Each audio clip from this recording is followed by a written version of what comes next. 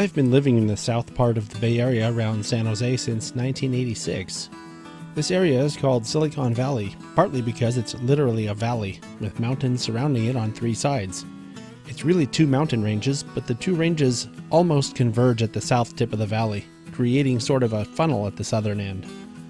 When you live in a valley like this, you notice the landmarks on the mountains, almost subconsciously, because you can get your bearings when you're lost if you know where to look. One such landmark is the James Lick Observatory, which is the white dot on the summit of Mount Hamilton to the east. Everyone knows about the observatory because it has been there since the late 1800s, and James Lick is an important name in Bay Area history. There was always something closer though, on the south side of the valley. Anyone looking south can see this cube-shaped structure. It's been there since before I moved here, and I always wondered about it. Is it a house? Is it a weather station? How big is it? Maybe it's one of those news station Doppler weather things. Those have to be in high places, don't they? After a while, I stopped thinking about it because no one I asked about it knew what it was. But it was still there every time I glanced over to get my bearings and saw it standing silently as a boxy reminder of where Southish was. My curiosity began to get satisfied around 2015 when this cubic mystery garnered some attention in the local news. I started hearing people talk about a group called the Mid-Peninsula Regional Open Space District that wanted to open Mount Umunhum to the public. Mount Umunhum, I thought. What a strange name. Is that the boxy thing up on the mountainside I've always wondered about? It was. And it was finally opened to the public in September of 2017.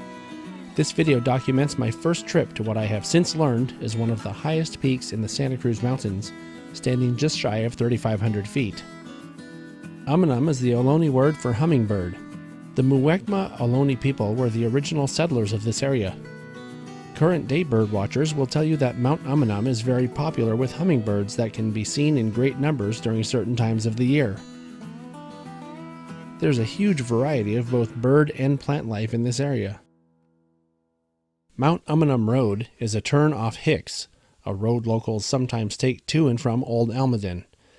It's a winding and twisted trip up to the top with some pretty nice views of Silicon Valley, and closer to the top, the Santa Cruz and Monterey Bay Area as well. As you work your way up the road, you come across the Bald Mountain parking lot and trailhead. You can park here and hike the rest of the way up. From here, the trip to the peak is around 4 miles and climbs about 1,200 feet. I haven't done this hike yet, but I've heard it's a fairly challenging trek with views and scenery that make it well worth your time and effort. There are no dogs allowed on any part of the mountain or trail, even in your car. Once you get to the top by car, there's a parking lot. Unless you have a disabled placard, park here because the only space at the tip top is for wheelchair access. As with the trail, there are no dogs allowed here, even in your car. There's a stairway up from the parking lot that has 159 steps. Yes, someone counted them for this sign. I don't know if the air is much thinner at 3,500 feet, or if it was the extra weight from my backpack, tripod, and camera, but I was feeling pretty winded by the time I got to the top. It was worth it though, because there's some cool stuff up here. This stone circle represents a sacred place that was here when the natives of the surrounding area's tribes would ascend for spiritual communion rituals. The gentleman in this photo told me that some still do. Seems like a good place for that to me too. It turns out the box I've wondered about for the better part of the last 3 decades is the now closed Almaden Air Force radar station for the 682nd Radar Squadron that stands over 8 stories tall. It was built in the 1950s, and there were also other structures. At the time of my visit, it's boarded up and closed to the public. Something about lead paint and asbestos remediation. The best information I've found says they will open it once the cleanup of the toxic substance is complete. When this was an operating Air Force base, there was base housing, a bowling alley, and even a swimming pool nearby.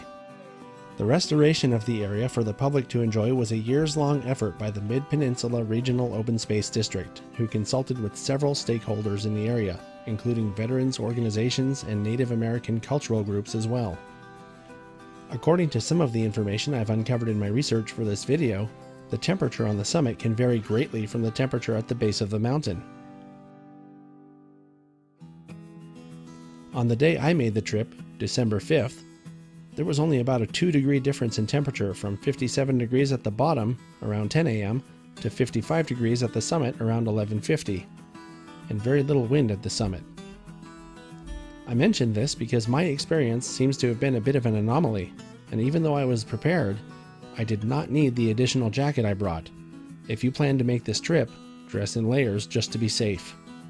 Besides being a perfect day temperature-wise on the day I went, add to this the fact that the visibility was optimal and you get some pretty amazing views.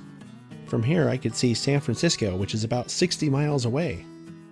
You can also make out Moffett Field, downtown San Jose, and various other places, including Lick Observatory.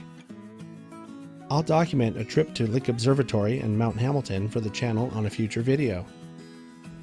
If you want to simply drive to the top for a picnic, you can expect it'll take about half the day.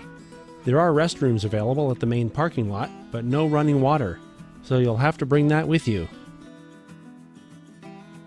If you're planning to do the hike to or from Bald Mountain and back, expect to spend the entire day. Bring lots of water and dress in layers. Also be aware that there are ticks, rattlesnakes, poison oak, and mountain lions in this part of the mountains. Stay on the trail at all times for your safety. I hope you've enjoyed this look at Mount Umunhum as a destination for a day trip, and also hope that if you find my content interesting or otherwise worthwhile, that you will subscribe and hit the thumbs up button. Thanks for watching the first ever episode of Bay Area Day Trips, and make it a great day.